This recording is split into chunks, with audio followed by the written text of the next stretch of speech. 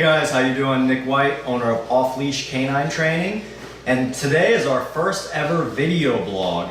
That's right, we decided we're going to start trying to do weekly video blogs talking about various topics and subjects and training techniques and tips for all of you guys out there who follow us on YouTube and on Facebook.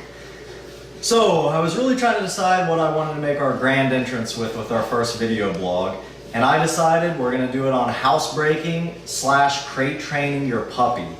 This is something that we get asked about on a daily basis with 2, 3, 4, 5, even 6 and 8 month old puppies, which is pretty crazy to me. When the housebreaking crate training process is properly done, the dog should pretty much be accident free and 100% housebroken by right around the age of 4 months, maybe even sooner. So that's what we're going to discuss today, is how to housebreak your dog, all the do's and don'ts, and troubleshoot all the issues that you're having when you're in the housebreaking process. So the first thing we're going to talk about is picking the perfect crate for your dog. That's something that a lot of people tend to have trouble with. The thing we hear a lot is, well, I want to make sure he's comfortable when we're gone. I want to give him enough space. I don't want to feel like he's confined or trapped in a little crate. When you're going through the housebreaking process, it's really, really important to actually have a crate that's the right size for your dog. For example, you would want to have a small 8-week-old puppy and a large Great Dane crate, for example. So how do you know when you have the right crate for the size of your dog? First, I always recommend people get a crate that has a divider. A lot of crates you can get on the market now come with a divider, so what you can do is you can get one large crate and use the divider and section off a part of the crate, so as the dog grows you can give him more and more space without buying a small crate, then a medium crate, then a large crate. So start with a large crate with a divider and section it off.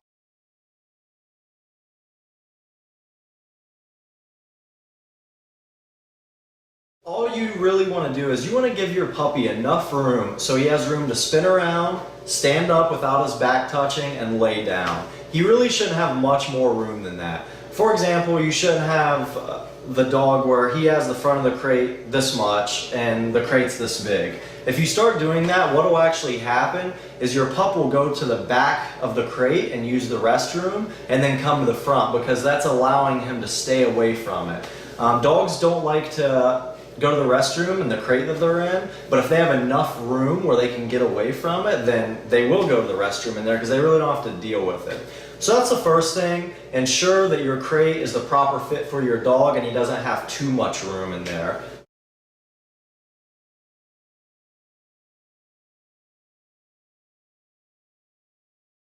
Now that you have the right crate, what should go in the crate with the puppy? I'm a huge advocate against putting any type of bedding, pillow, blankets, anything like that in the crate with a small puppy. That's for a couple reasons. Generally, the first reason is the puppy will probably shred it eventually. You're going to come home and have cotton balls and thread and everything shredded in your crate. I'm sure most of you know exactly what I'm talking about. So that's the first reason. They're simply going to destroy it.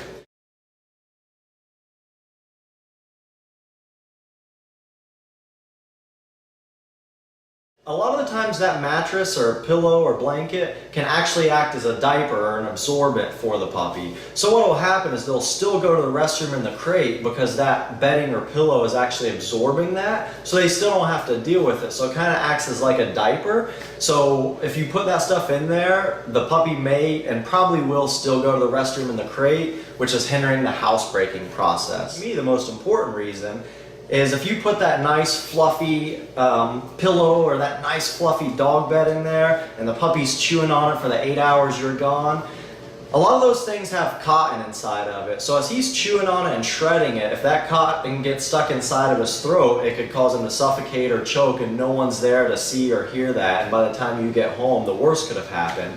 So I'm a really big advocate against just leaving the flat metal tray in there. That's all the dog really needs. Many people who actually put bedding or blankets in there actually find that the dog will shovel all the blankets and pillows to the side, and they'll still lay on the plastic because the bedding and blankets are warm, and the nice plastic bottom is nice and cool. So a lot of times they dig it out of the way just to lay on the plastic.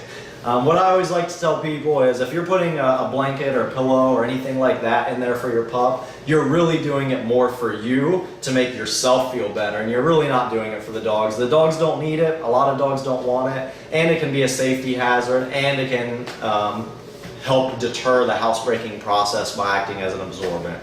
So that's a really big thing, just your simple plastic bottom in the crate. They really don't need much more than that. Now the third thing we're going to talk about, leaving toys or anything like that in the crate. If you really want to leave a toy or a tug or a ball or something like that in the crate, really make sure it's something that's much bigger than the dog's mouth. Don't leave a small ball in there, allowing the dog to choke on it while you're gone.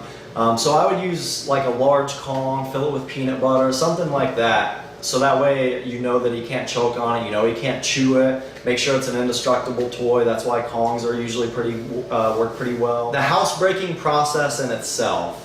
This is kind of where we're getting the meat and potatoes of housebreaking.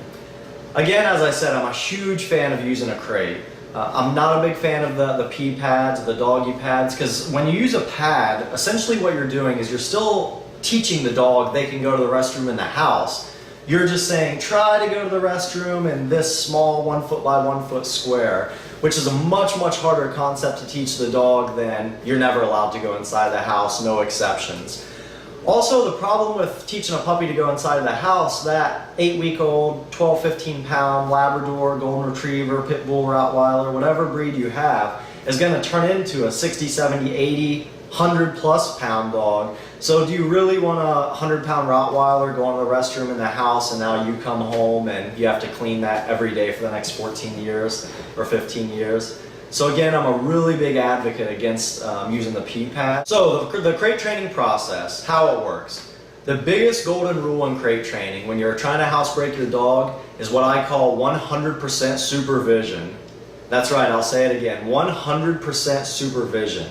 If your dog is not 100% accident-free housebroken, anytime they're outside of that crate, you need to have 100% supervision. If you're downstairs in the living room with your pup, he's down there, you're gonna run upstairs and take a shower, back in the crate. If you're gonna run downstairs and fold laundry, back in the crate. That's really, really important because as you all know, you can supervise him for 4 hours, and that 2-minute window that you leave, what's gonna happen? That's when he's gonna go to the restroom in the house. So 100% supervision is probably the single biggest secret in crate training your dog. So what to do if your dog does go to the restroom in that house? Again, if you are sticking to the 100% supervision rule, then you saw him go to the restroom in the house, or you're seeing him in the action of going to the restroom in the house. All you do is give a nice loud verbal no, nice loud and firm, run over, pick him up, run him outside, and set him down in the grass. And then I'm a huge fan of using a key word like go potty or potty. Anything works. Generally we use go potty.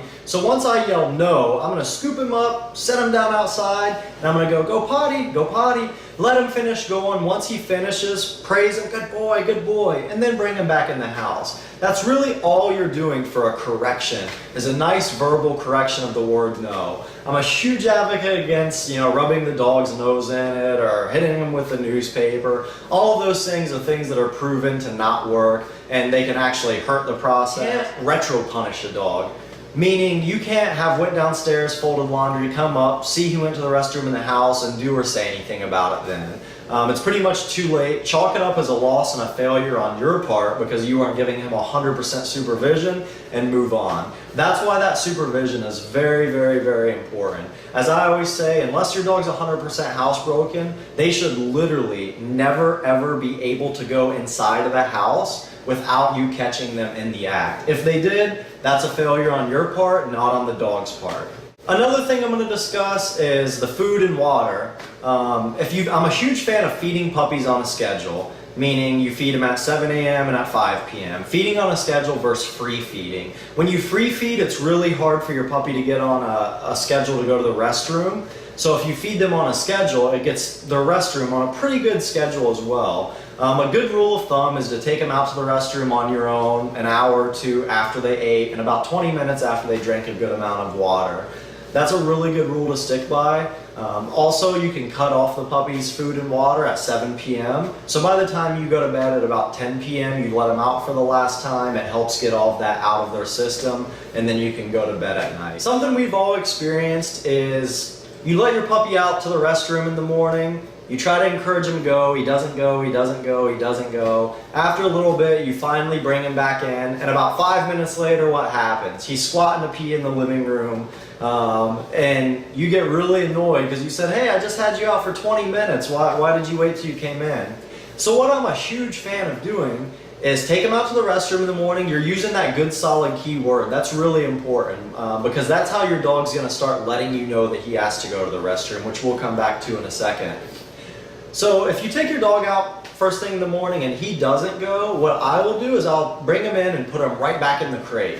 I'll wait about 15 minutes and then I'll take him outside again. Go potty, go potty, go potty. If he doesn't go, right back inside, right back in the crate. And I'll repeat that process until he finally goes outside, and then I'll let him stay out with the family.